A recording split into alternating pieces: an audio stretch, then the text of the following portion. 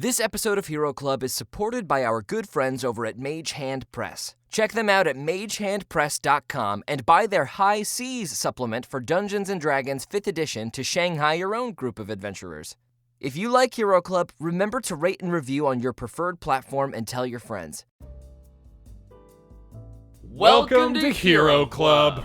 I'm Nick Williams. And I am George Primavera. George and I have been playing D&D together for years. Now, a lot of people think you need to be a big, huge nerd boy to play Dungeons & Dragons. But in reality, you just have to be willing to spend 4 hours of your own time on a weekday trashed on cheap beer cross-legged around a coffee table. I lost a game of Flip Cup in 2012, so I had to buy all the books and learn how to be Dungeon Master.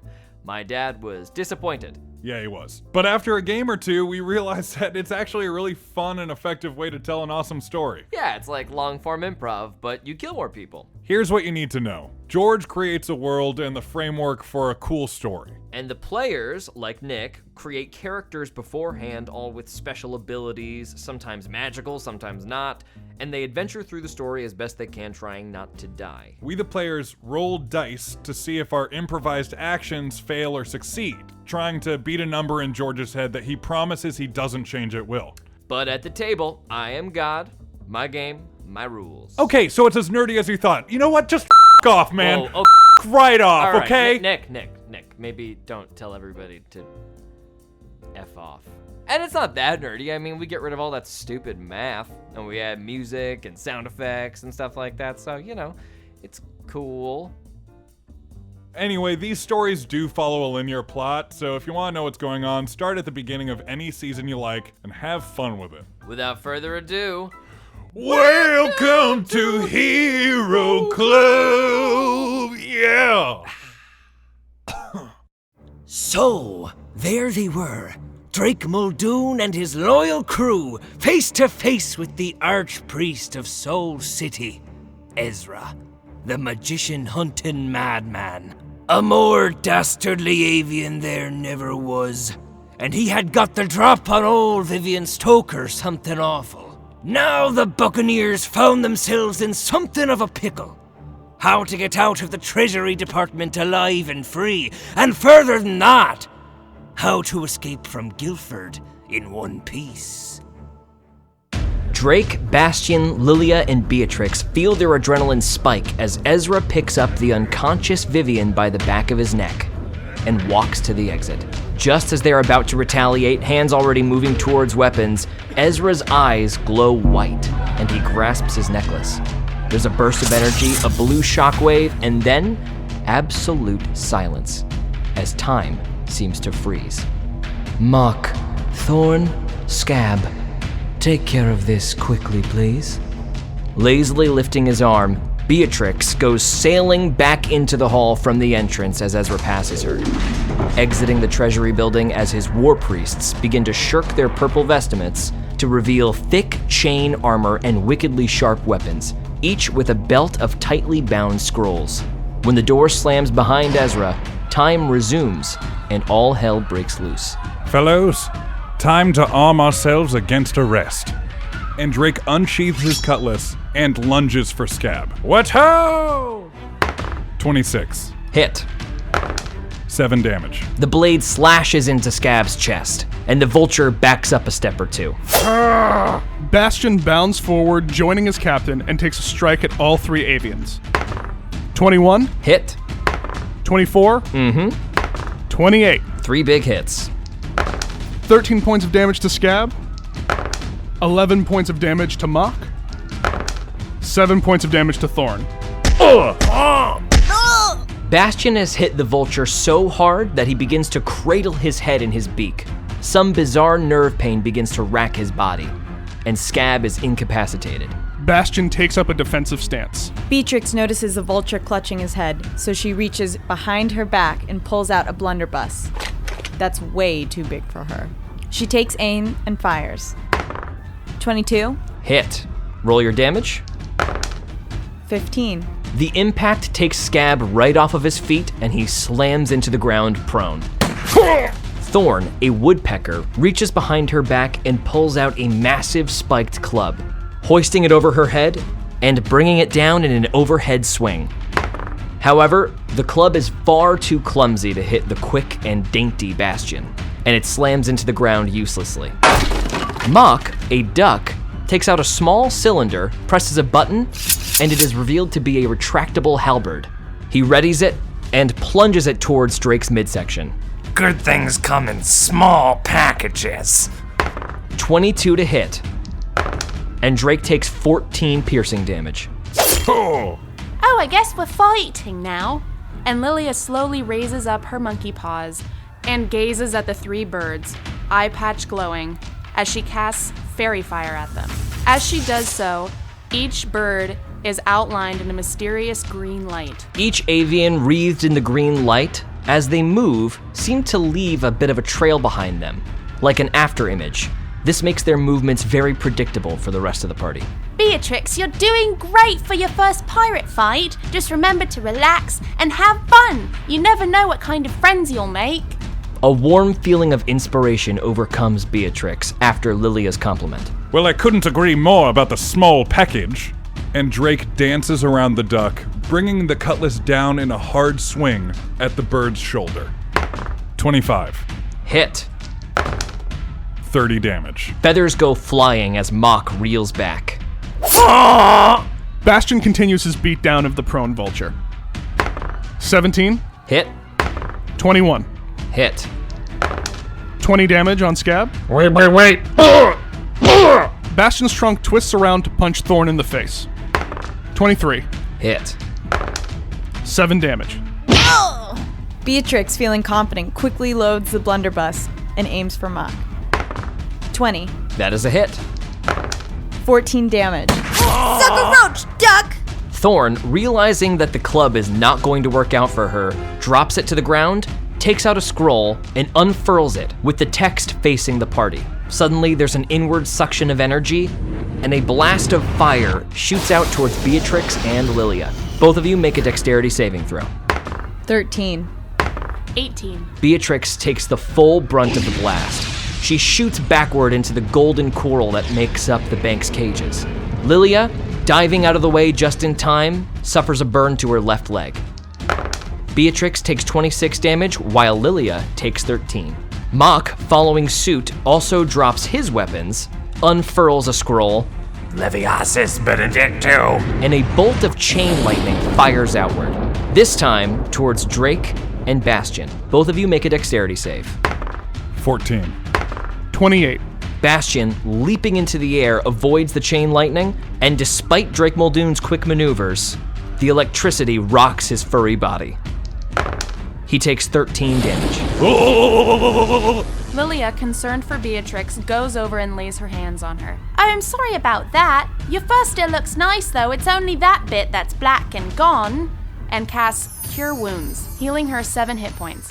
My insides hurt.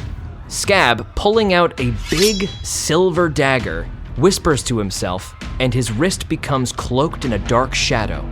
He takes a downward stab at Bastion's leg and misses with a 12. Bastion sees this coming from a mile away. His trunk wraps around Scab's wing and redirects the attack into Thorn's ankle.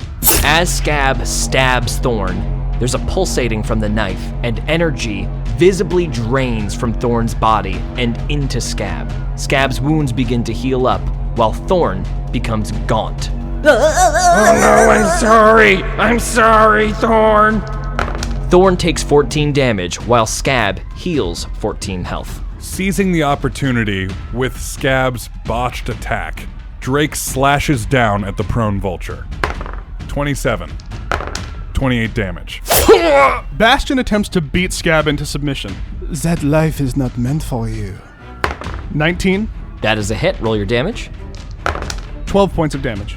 Bastion takes his bow staff and conks him on the head, knocking him out cold. He then twirls the staff around his neck, takes an attack on Thorn. 21. Hit. 11 damage. His trunk then goes in for a hard right cross. 26. Hit. 8 points of damage. Beatrix, feeling much better but still on the ground, aims for the bird who fireballed her. 18. Hit. Roll your damage. 15 damage. As Beatrix fires the blunderbuss, Her hair begins to stand on end, and the blast is much louder than it was before. Thorn is picked up off of her feet and tossed to the other end of the Treasury Department. She slams into the entrance wall, slides to the ground, and lays still. Papers behind Beatrix have gone aflutter with the reverberation of magical energy. I knew I could fight. Mock, realizing he is all alone, begins to panic. He begins quickly grasping at his scrolls, unsure of which one is which. Finally, he decides on one, pulls it out, and unravels it facing the party. Oh my hog. Ah! Salt this, you fools! He accidentally casts Mass Cure Wounds at the party. All of the pirates gain 6 health points. Looks like you're the last one. Lilia raises her paws towards Mock, casting Dissonant Whispers. Mock fails his wisdom save and begins to hear whispers that only he can hear. I know birds like riddles, so here's one for you. If a bird's all alone and all his friends are gone, was he ever really there? And does it matter once he's joined them? Your mother wasn't the only one who was disappointed in you. Don't forget about your father, you know, the one who left so early. Your wings can take you in the air, but your problems are waiting when you land. Mock, foaming at the mouth, yells to the sky. It's all true! He takes off running, blasts the double doors of the Treasury Department open, and looks to the sky as he takes 15 psychic damage, going stiff as a board and face-planting in the mud outside. Bastion lightly jogs after Mock, picks his body up in a fireman-style carry. Oh, come on, Mock, you're so drunk on the job. Looks around suspiciously and walks back into the bank. As Bastion closes the door to the Treasury Department, a loud, long horn blasts through the city streets, its deep bass disrupting everyone and everything. There's an Armada squadron across the square that looks around frantically, and the bull leading them pulls out what looks like a tuning fork, places the base of it to a wall nearby, and listens closely to the vibrations. His eyes widen, and he calls to his men. Be on the lookout for fugitives dressed as Armada soldiers. An otter, a spider monkey, a rabbit, and a... His eyes look up towards the Treasury Department just as Bastion closes the door. Right over there! Olsen, tell Squadron 6 to get to the Starfish District. We'll head them off there. Let's go! 30 soldiers begin unsheathing their rifles and loading them as they approach the Treasury. Well, out of the frying pan and into the fire, I suppose. Lilia is busy walking between the bodies of the 3 fallen birds, picking a feather from each one. And this one's a duck and it goes here. Over to the vulture, Vivian likes these. Over to the woodpecker. Shedding his Armada uniform, Drake begins to quickly survey the room around them, looking for an exit. At the opposite end of the department, you see there's a back door, and at the back door, holding it ajar, is the banker from earlier, Toby. He waves towards you. This way! This way! We might not be as pickled as I thought. Come on! And Drake rushes for Toby. As you all pass Toby, he whispers to each of you, with a sly little wink, "Hog save the queen." Ho, well met, Toby. He closes the door behind you, and you hear him dealing with the Armada soldiers that have now burst into the hall. Where they going? I don't know, but I don't know. We'll have to check out. The back door bursts open as the Armada soldiers blow past Toby.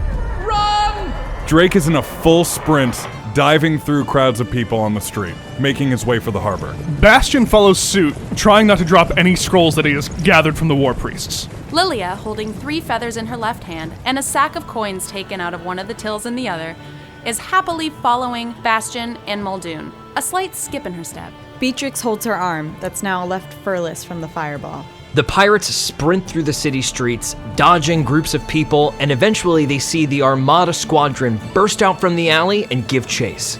After a couple of seconds of running, you notice a commotion up ahead with a large banner with painted letters on it. The sign reads, Emporia's National Oceanic Agriculture Hullabaloo. Our luck might be turning after all. Into the hullabaloo, chaps! They come upon a large crowd waiting before a stage, where 10 creatures are sat with a large pie in front of each of them. A very old toad takes the stage and speaks into a bullhorn. Everybody, welcome to the Hullabaloo! Today we celebrate Emporia's National Oceanic Agriculture Achievements. We celebrate this achievement with a plankton pie eating contest.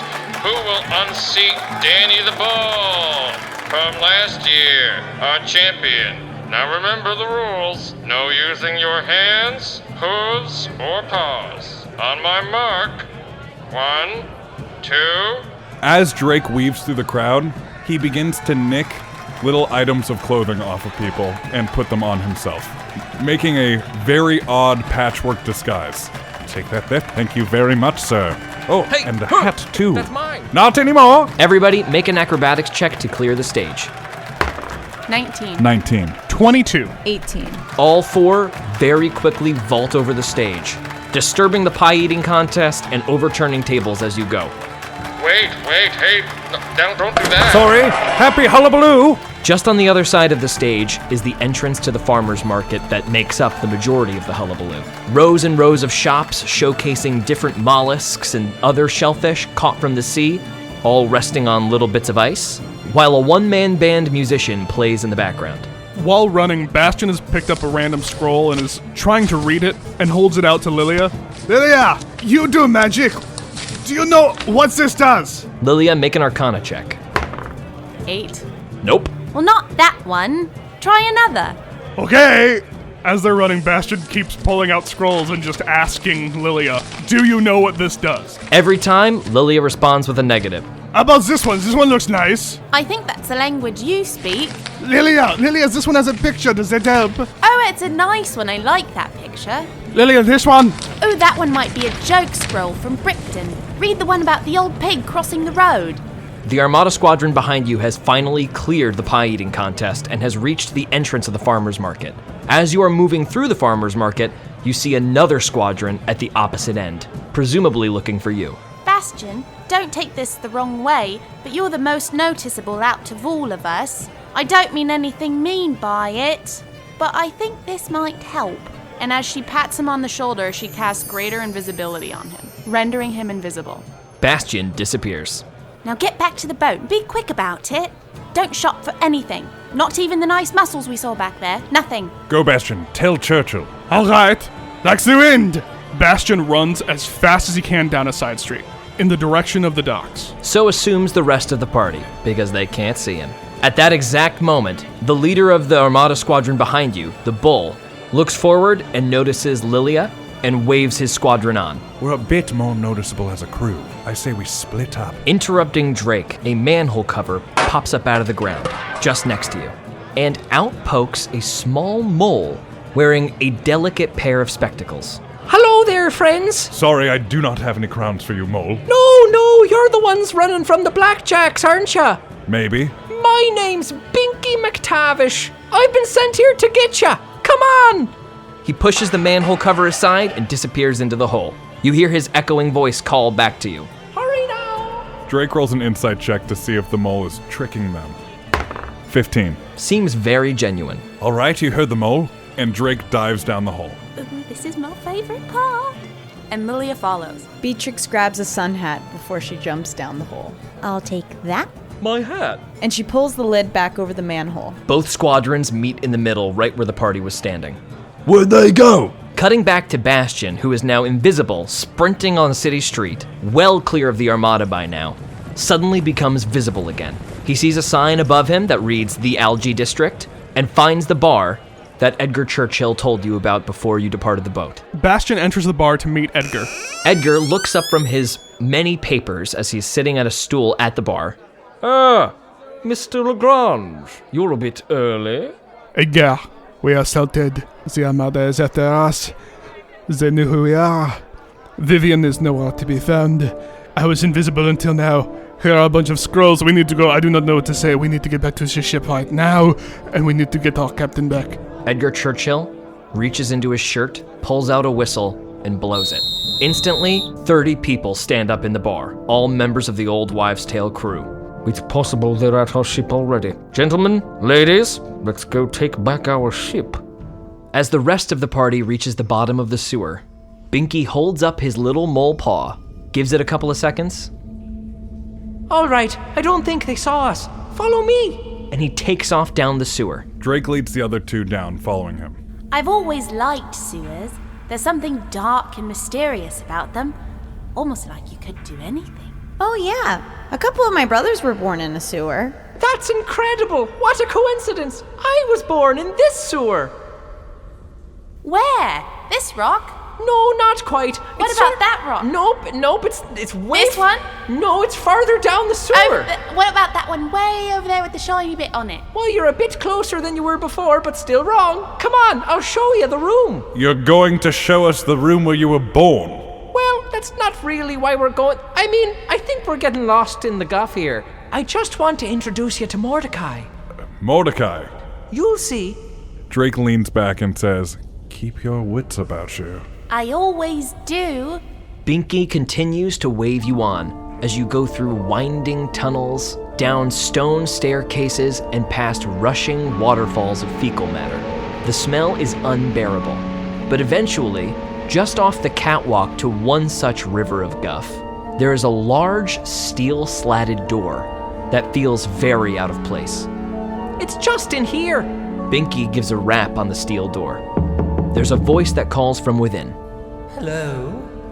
Who's there? Mordecai, it's me, Binky. Oh, Binky, come on in. I brought the ones you were talking about. Good, come in. There's a latch, the door swings open with a long groan, and sitting before you is a chameleon in a wheelchair with a large blanket over his lap, each eye flitting to another person, independent of each other.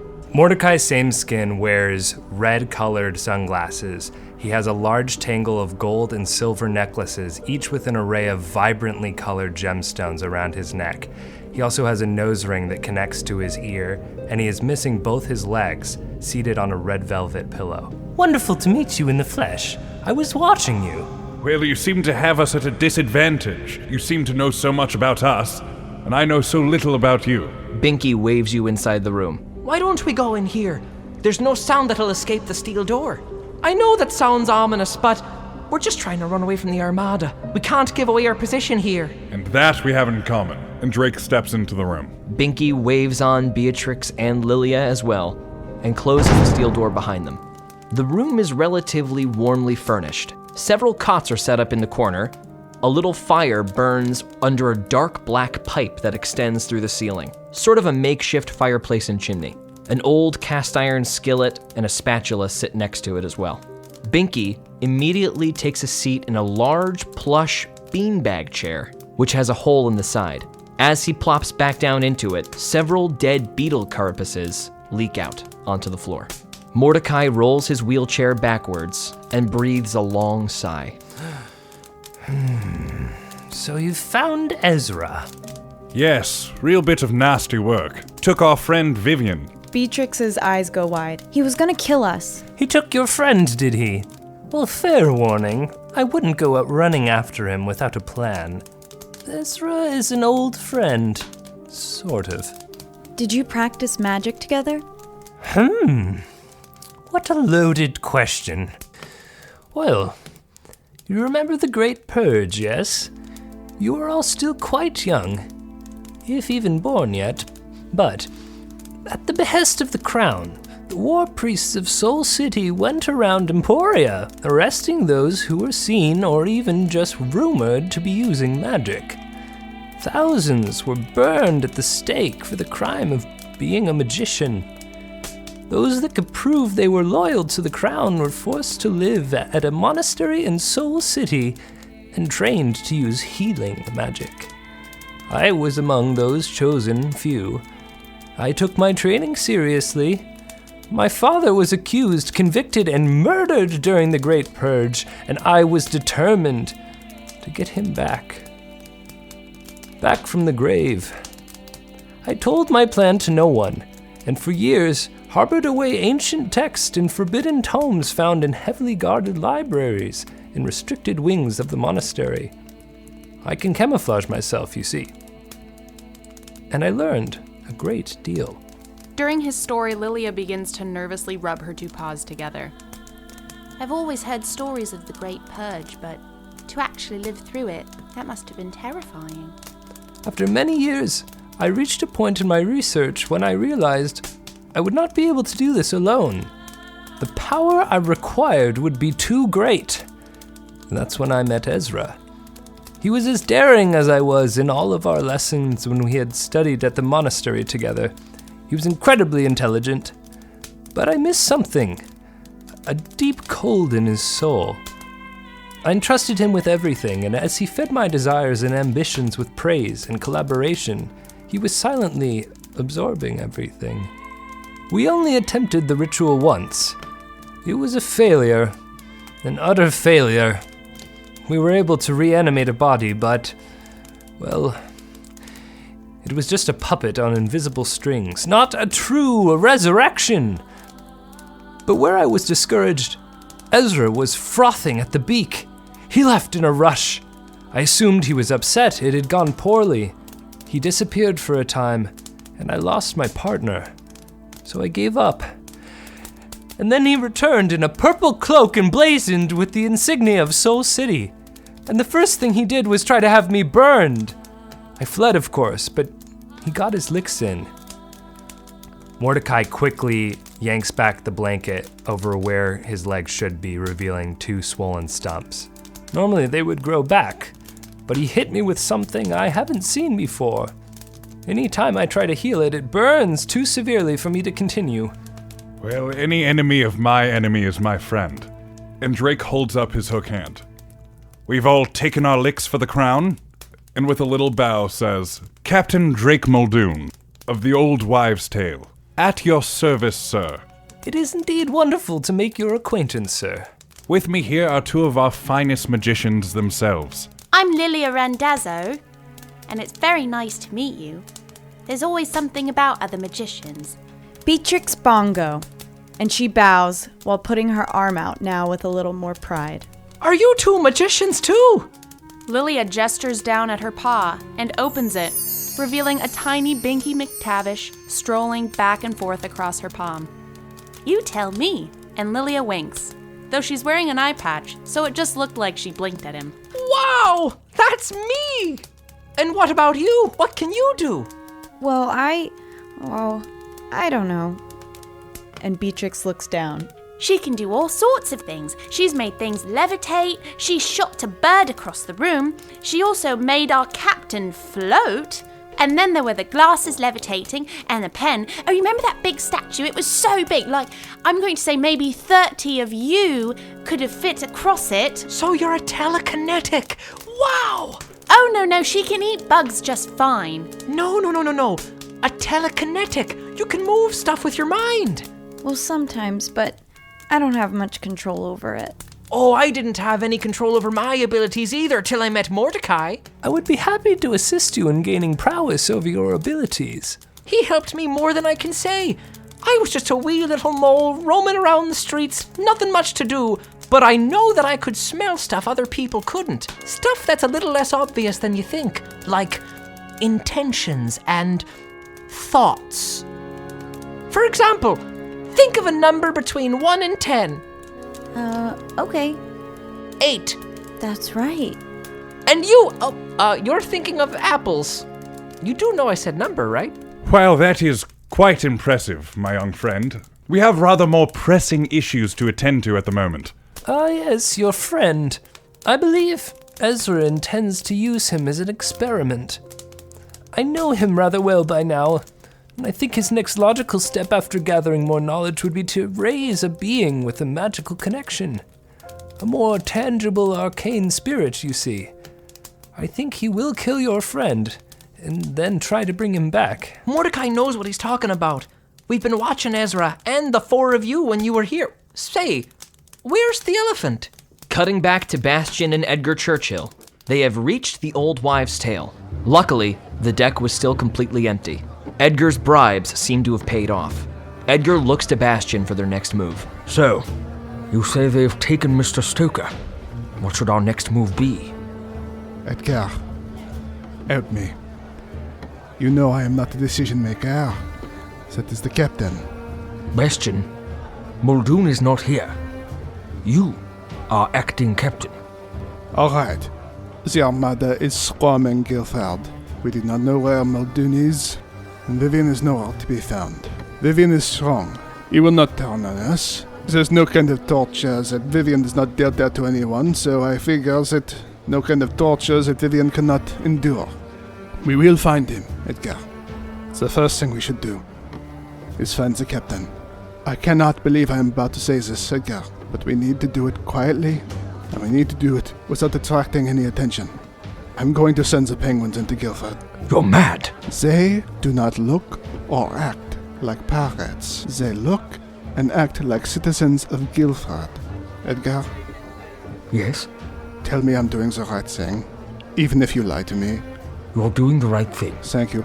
Penguins! Back down in the sewer, Binky's nose begins to twitch as he turns towards Muldoon. You're thinking about how to get back with your elephant friend, aren't you? Well, yes. We need to reunite with Bastion, reclaim our fallen ally, Vivian, and get off this godforsaken rock. Now, can you help us with that? Mordecai, I know they'll know where we are if you do it. But I think you should. We can just commandeer a small boat and get around the coast. We did it before. It's risky, but a good deed is a good deed. Everyone gather around and give me your paws. The circle forms, and Binky quickly pipes up. I suppose we should ask, does anybody have to go to the bathroom? Oh, yes, very good point. You don't want to be like Binky's cousin Moira. She had a full bladder when she teleported and she exploded. And she died. That was understood from the exploding part. Yes, right, but just to impress the seriousness upon you. Don't worry, we're normally all very dehydrated. Perfect! All right, Mordecai, get us to the boat. Mordecai closes both of his gigantic eyes, and a humming fills the small room. All of you feel your feet lift gently off the ground. In Mordecai's case, the wheels of his chair. All right, penguins, this is in order for me, the captain. I have not just been training you for performance. I've been training you for infiltration. The penguins are all staring daggers at Bastion, listening intently. Their moment has come. But you will prove to me this day, as you go out into the city and you find our captain, and There's a blink, and all of you are suddenly standing on the boat. All of you can see, back in Gilford, there is a massive vertical explosion, presumably the spot you teleported from. Hello, the elephant! No, penguins, you can absolutely not go out into the city and find our captain. Absolutely not. Go back to work. What is going on? Why are you here? This is a bad day, Captain. Oh, this is a very nice boat. Wow. Can I do that? You never know. Anything's possible. As Beatrix and Binky rapidly begin to discuss the wonders of magic and teleportation, Drake tries to calm Bastion down. All right, just breathe. Breathe with me now. In and out. Very good. One more time. In and out. Good. Now, Vivian knows the protocol. I hope Tahog will see him soon, but for now we have to leave this place. The city is too hot. These are our new friends. We'll explain on the way. Wait. We'll have to leave. What do you mean? Oh, Mordecai can explain it better than I can. Ezra and I studied for a long time together. He definitely recognized my spell. It has an ectoplasmic blueprint. It's unique to me. He can track Mordecai by going to the site of the teleportation. If he does, he'll be able to find all of you. I think this is where we part ways, fellows. Well, if it has to be so, take the dinghy. Lockerbie, Phillips, help our new friend. Mordecai and Binky hop in, but just before they take off, Binky looks to Beatrix. Oh, you're coming with us too, aren't you? Beatrix looks at the captain and then the rest of the crew. Oh, what? I just became a pirate.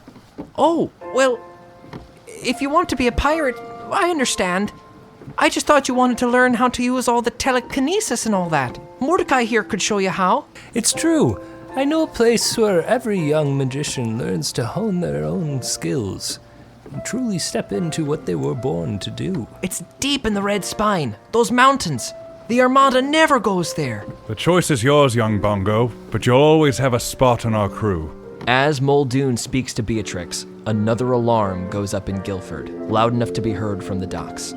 I think I should go. Fair enough. But one more thing before you go. I have one last gift for you. Drake pulls a beautiful dagger out from a sheath in his boot. I was going to wait until we got back at sea, but now seems as good a time as any. And he presents the dagger to Beatrix. Use it well. I trust we'll meet again, once your training is complete. Thank you, Captain. The dagger floats in her paws for 1 second, and she quickly puts it into her pocket. Wow, telekinesis. As Beatrix begins to clamber into the boat, Lilia grabs her shoulder. I truly wish you nothing but the best. And she pulls her into a big hug, while whispering in her ear, Don't underestimate how talented you are. You'll do great, I know it. A tear rolls down Beatrix's cheek. Thank you, Lilia. That means a lot. Beatrix looks at Bastion, takes off her sun hat, and places it on his head. Oh! Bastion pulls her in for a big old hug and slips a bottle of wine into her hand. I have heard about schools like that. They do not allow alcohol.